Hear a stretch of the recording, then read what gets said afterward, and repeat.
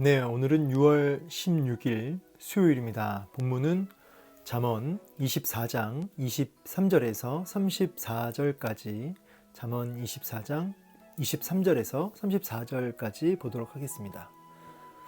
제가 말씀을 봉독하겠습니다. 이것도 지혜로운 자들의 말씀이라. 재판할 때에 낯을 보아주는 것이 옳지 못하니라. 악인에게 내가 옳다 하는 자는 백성에게 저주를 받을 것이요 국민에게 미움을 받으려니와, 오직 그를 견책하는 자는 기쁨을 얻을 것이요 또 좋은 복을 받으리라. 적당한 말로 대답함은 입맞춤과 같으니라. 내 일을 밖에서 다스리며 너를 위하여 밭에서 준비하고 그 후에 내 집을 세울지니라. 너는 까닭 없이 내 이웃을 쳐서 증이 되지 말며 내 입술로 속이지 말지니라. 너는 그가 내게 행함같이 나도 그에게 행하여 그가 행한 대로 그 사람에게 갚겠다 말하지 말지니라. 내가 게으른 자의 밭과 지혜 없는 자의 포도원을 지나며 본즉 가시덤불이 그 전부에 퍼졌으며 그 지면이 거친 풀로 덮였고 돌담이 무너져 있기로 내가 보고 생각이 깊었고 내가 보고 훈계를 받았노라. 내가 좀 더 자자 좀 더 졸자 손을 모으고 좀 더 누워있자 하니 내 빈궁이 강도같이 오며 내 곰핍이 군사같이 이르리라. 아멘.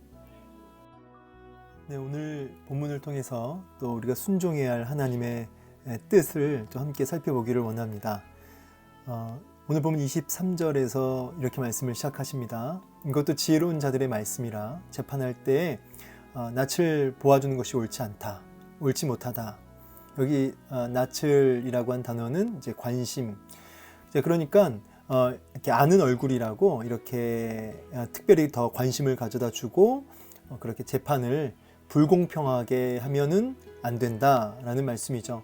그러니까 공정하게 재판해야 된다. 이렇게 아는 얼굴이라고 봐주면 안 되고 이렇게 관계가 있다고 이렇게 더 특혜를 주면 안 된다라는 말씀이죠. 믿는 사람들 안에서도 이런 게 있을까요? 없을까요? 믿는 사람들 안에서도 생각보다 굉장히 많죠. 믿는 사람이기 때문에 더 본을 보이고 더 공정해야 함에도 불구하고 믿는 사람들끼리 더 끈끈하게 유대를 맺으면서 서로가 좀 봐주고 배려해주고 그러다 보니까 불공평한 어떤 부분까지도 치우치는 경우들이 종종 있습니다. 하나님과 사람 앞에 공평해야 된다는 것이죠. 그리고 24절에도 악인에게 내가 옳다 하는 자는 백성에게 저주를 받을 것이요 국민에게 미움을 받으려니와. 그래서 23절과 연결해서 이렇게 낯을 보아주면서 분명히 옳지 않은 악인인데 불공평하게 자기가 이제 낯을 보아주면서 옳다고, 죄가 있는데 죄가 없다고 그렇게 하는 것에 대해서 그는 모든 백성들로부터 그렇게 책망과 비난과 분노를 받을 것이다.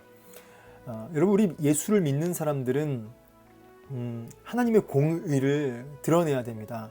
하나님의 성품, 하나님의 사랑, 하나님의 공의로우심, 이런 하나님의 성품을 드러내 보여야 하는 것이죠. 하나님의 성품을 드러내 보이는 삶이 뭐죠? 하나님께 영광 올려드리는 삶이라고 할 수 있겠습니다. 그래서 우리가 영광 하지만 하나님의 영광이라고 하는 것은 하나님의 성품을 말하는 것이죠. 영광과 성품은 직결되는 단어, 의미입니다. 영광과 성품. 그래서 영광이라는 단어와 성품이라는 단어를 이렇게 같이 연결해서 생각하시면 좋겠습니다. 그래서 하나님의 그 찬란한 그분의 그 속성, 그분의 성품을 맛본 자, 여호와의 선하심을 맛보아하는 자가 어떻게 되죠? 하나님의 성품을 이제 드러내는 삶을 사는 것이죠. 그래서 하나님의 그 성품을 맛본 자만이 하나님의 성품을 드러낼 수 있는, 이거를 조금 다르게 바꿔 말하면 하나님의 영광을 맛보는 사람이 영광 올려드리는 삶을 살 수 있는 것이죠. 우리는 날마다 하나님의 영광, 하나님의 성품을, 여호와의 선하심을 맛보아 알아서 하나님의 성품을 우리 삶 전 영역에서 드러낼 수 있어야겠습니다. 그런데 이렇게 봐주고 뭐 여러 가지 이유를 들어서 공평하지 못하게 하는 이런 부분들에 대해서 비난받을 것이고 책망받을 것이다 라고 지금 지적하고 경고하고 있는 것이죠. 그러면서 오직 그를 견책하는 자는 기쁨을 얻을 것이요 또 좋은 복을 받으리라. 그래서 악인을 죄가 있다라고 분명하게 책망하고 공정하게 심판하는 자에게는 그 공평하게 하는 그 자에게는 기쁨이 있고 또 그의 좋은 복을 받을 것이다 라고 지금 말씀하고 있죠. 그래서 하나님의 성품을, 하나님의 공의를 드러내는 자에게 그렇게 복이 있을 것이다 라고 말씀하십니다. 그러면서 26절에 적당한 말, 적당한 말은 이제 정직한 말, 공평한 말 이런 의미로 보시면 되겠습니다. 정직하게 대답하고 정직하게 행하는 그런 사람은 입맞춤과 같으니라. 이 입맞춘다는 것은 당시 인사법인데 아주 존경하고 애정이 있고 이렇게 우러러 보는 사람, 그런 또 특별히 사랑하는 사람, 이런 사람들과 이제 인사 나눌 때 입맞춤이죠. 아주 가까운 경우, 아주 가깝고 친밀하고 또 존경하고 이런 것들이 다 섞여 있습니다. 입맞춤 안에. 그래서 이런 이 좋은 복을 받으리라 연결해서 그렇게 입맞춤 같으니라. 그래서 그는 존경받을 것이고 사랑받을 것이다. 그래서 오늘 지금 23, 24, 25, 26 계속 정직한 자로 살아야 된다. 하나님의 성품을 드러내는 자로 살아야 된다. 특별히 이제 공의로움, 정직함 그 부분을 지금 강조해서 계속 얘기하고 계십니다. 그러면서 27절은 조금 이제 이야기가 약간 이제 바뀌는데요. 27절을 보니까 내 일을 밖에서 다스리며 너를 위하여 밭에서 준비하고 그 후에 내 집을 세울지니라. 이 말은 이 다스린다, 이 말은 세운다, 예비한다 이런 뜻인데 밖에서 일 열심히 해가지고 가정을 세우라는 뜻이죠. 이 말은 돈을 잘 벌고 이 직장 생활 열심히 해서 이렇게 이제 가정을 또 세우고 해야 된다는 거예요. 그런데 밖에서 일하지도 않고 그렇게 세우려고만 든다면, 가정을 세우려고만 든다면 안 된다는 거죠. 그래서 너를 위하여 스스로 밖에서 일을 함으로 준비를 해라. 그리고 그 후에 내 집을 세울지니라. 가정을 그 후에 이룰 수 있다. 이렇게 얘기를 하는 것이죠. 이제 당시에 결혼 지참금이 있어야 됐거든요. 그래서 결혼 지참금이 없으면 결혼할 수가 없기 때문에 그렇게 준비를 해서 그게 가정을 세워라. 이 이야기가 주는 교훈은 부지런함으로 정직하게 일함으로 그렇게 준비하는 삶을 살아야 된다라는 메시지죠. 오늘날 참 결혼하기 어려운 시대죠.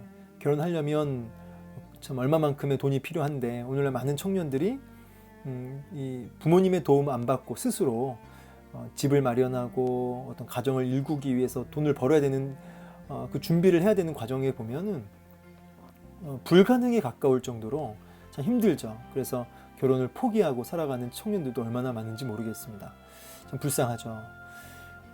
물론 이제 결혼뿐만이 아니라 뭐 집을 장만하는 문제부터 해서 뭔가 이렇게 준비하고 이렇게 다스리며 그러니까 세우기 위해서 준비하고 열심히 일해서 이렇게 가정을 세우는 이런 부분들을 알지만 참 이 준비하기가 힘들죠. 열심히 한다고 해도 그 준비가 항상 모자라고 이렇게 도달할 수 없는 그런 준비.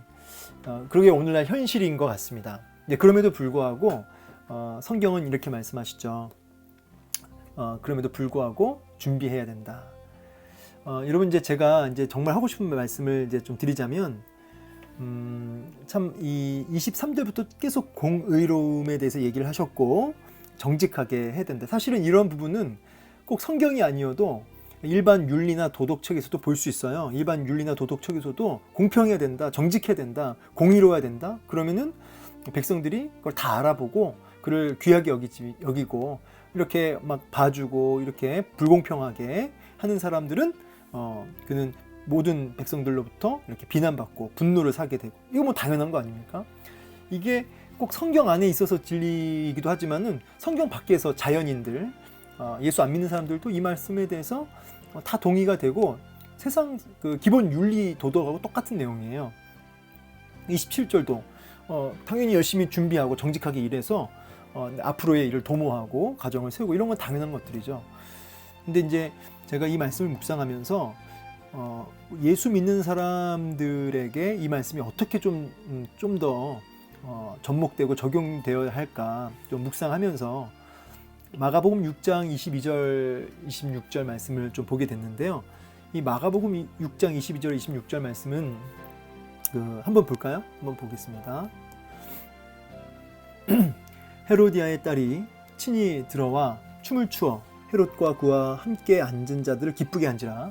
왕이 그 소녀에게 이르되 무엇이든지 내가 원하는 것을 내게 구하라, 내가 주리라 하고, 또 맹세하기를 무엇이든지 내가 내게 구하면 내 나라의 절반까지라도 주리라 하거늘, 그가 나가서 그 어머니에게 말하되 내가 무엇을 구하리이까? 그 어머니가 이르되 세례 요한의 머리를 구하라 하니, 그가 곧 왕에게 급히 들어가 구하여 이르되 세례 요한의 머리를 소반에 얹어 곧 내게 주기를 원하옵나이다 하니, 왕이 심히 근심하나 자기가 맹세한 것과 그 앉은 자들로 인하여 그를 거절할 수 없는지라. 자, 헤롯이 생일을 맞이하였고 생일 잔치에 많은 그 고관들을 초대해서 생일 잔치를 연회를 열고 있는데, 그 딸이 헤로디아의 딸, 이제 새로 결혼한 그 딸이, 그러니까 그 헤로디아와 이제 결혼했죠. 다시 헤로디아는 원래 빌립이라고 하는 그 이복 동생의 와이프였는데 강제로 이제 뺏어서 자기 아내로 삼고, 그리고 헤로디아의 그 딸을 이제 자기 딸로 이제 삼아서 이렇게 키우고 있는 상황이죠. 이 부분에 대해서 이제 세례 요한이 가만히 있지 않죠. 그래서 그 죄악을 드러내며 그 부분을 이제 책망을 했고, 헤로디아는 그런 세례 요한이 이제 눈에 가시였고 원수같이 여기게 됩니다. 그래서 어떻게 하면 저 세례 요한을 죽일까, 이런 생각을 헤로디아가 하고 있었는데요.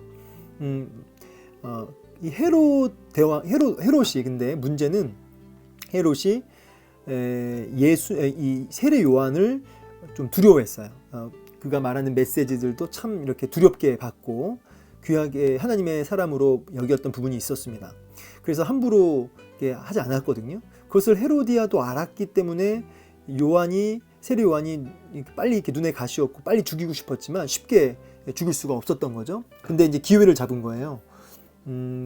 연회 때, 이제 축하 연회 때 그 헤로디아의 딸이 춤을 췄고, 모든 고관들 또 손님들 다 보는 앞에서 완전 이제 술에 취해가지고 그랬는지 모르겠지만 헤롯이 뭐든지 말해라, 내가 다 주겠다, 원하는 것을 내가 구하라, 내가 주리라, 내 나라의 절반까지도 주겠다, 이렇게 얘기를 하니까 쪼르르 엄마한테 가가지고 뭘 구할까요? 당연히 세례 요한 머리죠. 세례 요한을 죽여서 그 머리를 소반에 담아 달라는 것이죠. 자, 이제 이 이야기를 하고 싶은 겁니다. 뭐냐면 26절, 왕이 근심했다. 당연하죠.